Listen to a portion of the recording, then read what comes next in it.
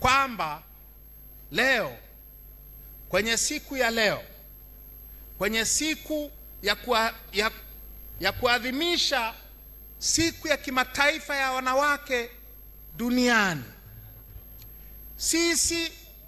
sisi wanawake wa Chadema na sisi wanaume wa Chadema, kwa kutambua yote haya ambayo nimeyasema, leo iwe ni siku ya kujiweka sawa, ya kujiandaa na mapambano yanayokuja, ya tuwekane sawa. Ninapenda wote, kama inawezekana, wote muende bungeni, muende kwenye halmashauri. Kwa sasa hivi haiwezekani. Twende mbele tukiwa kitu kimoja, twende mbele tukiwa kitu kimoja, tukashinde pamoja. Tukienda pamoja tutashinda, tutashinda. Tutabamizwa sana, ni kweli, hiyo ni kweli, wala nisiwadanganye. Lakini kwani njia ya ukombozi huwa haipitii Golgota?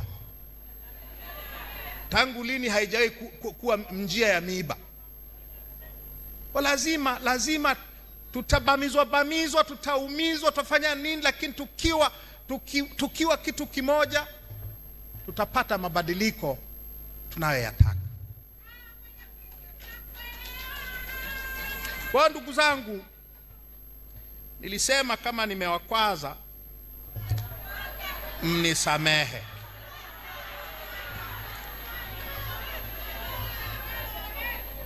Mheshimiwa Mwenyekiti,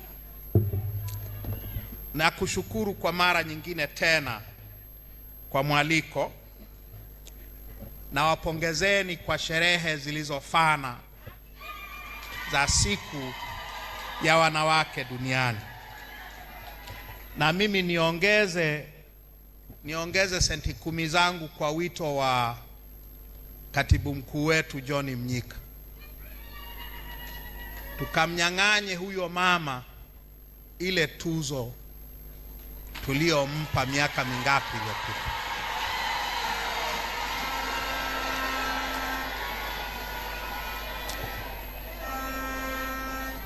Kwamba leo kwenye siku ya leo, kwenye siku ya kuadhimisha siku ya kimataifa ya wanawake duniani,